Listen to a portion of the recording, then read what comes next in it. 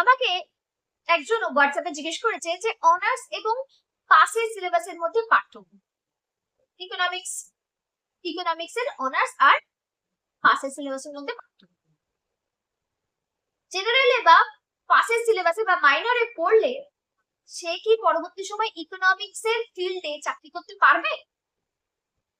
এই ধরনের প্রশ্ন আমাকে করা হয়েছে। তো আমি সত্যি কথা বলতে সময় পাইনি, তাই উত্তর দিতে পারিনি, ভিডিও বানাতে পারিনি। ভিডিওটা আজকে বানাচ্ছি, দেখো, আশা করছি তোমার হেল্পফুল হবে। প্রথমেই একটা কথা বলি, আমাদের দেশে পড়াশোনা আর চাকরি এই দুটো জায়গাটা এক নয়। বা কোনো জায়গাতে যে তুমি পড়াশোনা করছো মানে এই ফিল্ডে তুমি চাকরি পাবেই, বা প্রচুর চাকরি আছে। তুমি পড়াশোনা করছো, তুমি মাস্টার্স কমপ্লিট করলে বা গ্রাজুয়েশন কমপ্লিট করলে, বা তুমি এই সাবজেক্টে গ্রাজুয়েশন কমপ্লিট করেছো, তোমার চাকরি নেই, সেটা কিন্তু আমাদের দেশে ওইভাবে নেই।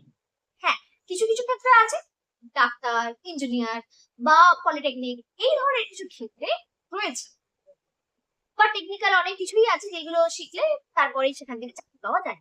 কিন্তু এই যে জেনারেল সাবজেক্ট গুলো রয়েছে, শুধু ইকোনমিক্স বলে না, বেশিরভাগ ক্ষেত্রেই যে তুমি পড়লে পড়ার পরেই তুমি চাকরি পেয়ে গেলে তোমাকে সরকারি চাকরি যদি পরীক্ষা দিতে হয়, তোমাকে বিভিন্ন রকম স্টেপ পার করে দিতে।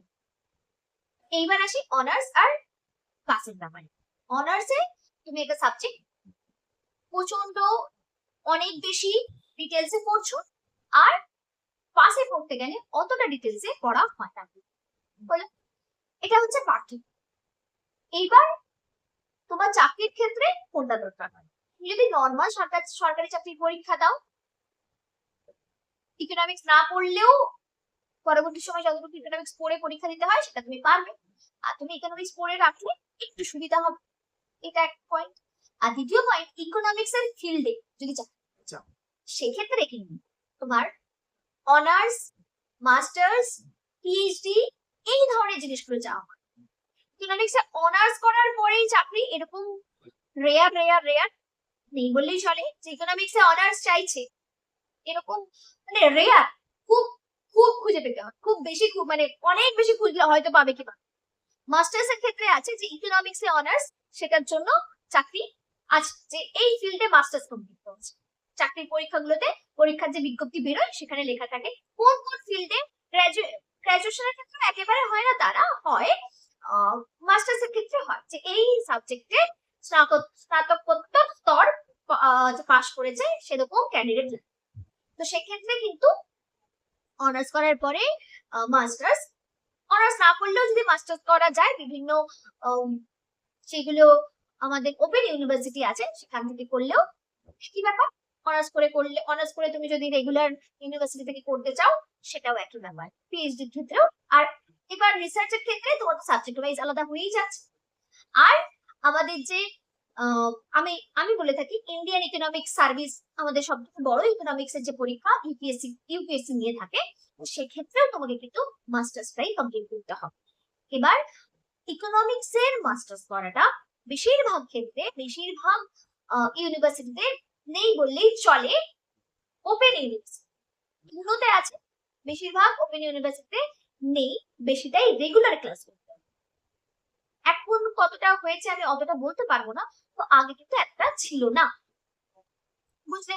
তো সেক্ষেত্রে তোমাকে অনার্স করার পরে রেগুলারে তুমি যদি মাস্টার্স করতে চাও সেক্ষেত্রে তোমাকে অনার্স করতে হবে।